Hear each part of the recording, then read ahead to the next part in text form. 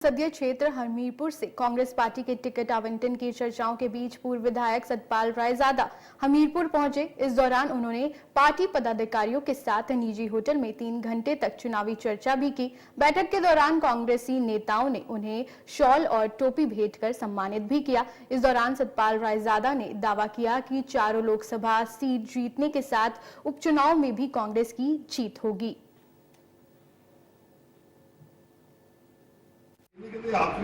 सबसे पहले तो बात यह है कि कांग्रेस पार्टी जिस भी कैंडिडेट को मैदान में उतारेगी, हमारी लड़ाई जो है इस वक्त जो अस्तित्व की लड़ाई है, क्योंकि जिस तरीके से हिमाचल प्रदेश में भाजपा ने विधायकों की जो खरीदो फरोख्त की, जिस तरीके से ये नंगा नाच हुआ पैसे का यहाँ पे, तो हमारा एक ही मकसद है कि जो हमारी 6 सीटों पे चुनाव हो रहे हैं, सबसे पहले इनको जीतना और इसके साथ साथ लोकसभा की जो 4 की 4 सीटें हैं उसको हम मजबूती से लड़ेंगे और इस बार डेफिनेटली जो है वो 4 की 4 सीटें जो है हिमाचल प्रदेश में कांग्रेस की लेकर आएंगे। साथ में जो 6 विधायक हैं वो भी हम दोबारा जो है जो 40 की हमारी वो थी पहले वाली, वो ही स्थिति 40 की वो लेके आएंगे।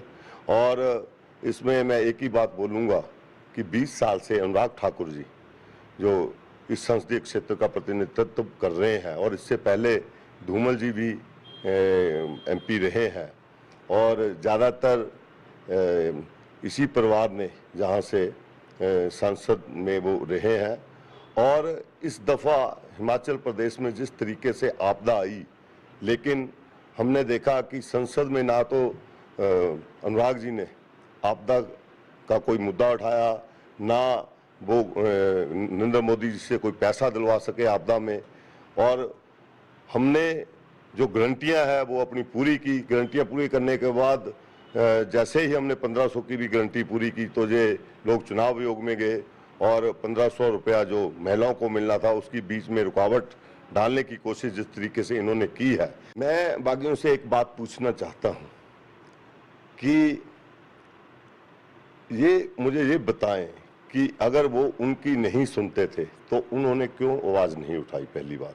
दूसरी बात ये है कि उनके क्षेत्र में देखिए कि सुखविंदर सिंह सुक्खू जी ने, मैं ऊना की बात करूंगा क्योंकि ऊना विधानसभा से मैं इलेक्शन लड़ता रहा, और बागियों ने और भी बहुत बड़े बड़े आरोप लगाए कि ये तो मित्रों की सरकार है, मित्रों की सरकार है।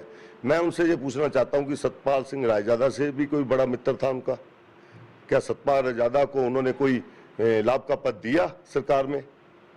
ऐसी बात नहीं होती है। संगठन जब कोई चलता है तो संगठन में किसी को एमएलए के लिए टिकट मिल जाती है, जिनको टिकटें नहीं मिलती हैं उन्होंने भी काम किया होता है, उन लोगों को भी एडजस्ट करना होता है। पार्टी में उन्होंने बहुत बड़ा योगदान दिया होता है, उन्होंने त्याग किया होता है। वो सीटें वर्कर्स के लिए होती हैं, एमएलएज के लिए नहीं होती हैं। अब आप इस चीज़ के लिए आप जब किसी जगह से टिकट अप्लाई करते हैं तो वहाँ पे 10 टिकटार्थी होते हैं, तो ऐसा नहीं होता कि एक को टिकट दे दी तो उसके बाद वो जितने भी दूसरे लोग हैं तो उनको ख़त्म कर दिया जाता है। इस संगठन को भी चलाना है और संगठन को चलाने के लिए सभी को उसमें मौका दिया जाता है। और दूसरी बात मैं ये बोलना चाहूँगा कि ये किस तरीके से आप कह सकते हैं कि सुक्खू जी ने प्रताड़ित किया। 1 महीना ये जिन होटलों में रहे उनके बिल किन्होंने दिए, और आप हवाई दौरे करते रहे, उसका खर्चा कौन करता थे?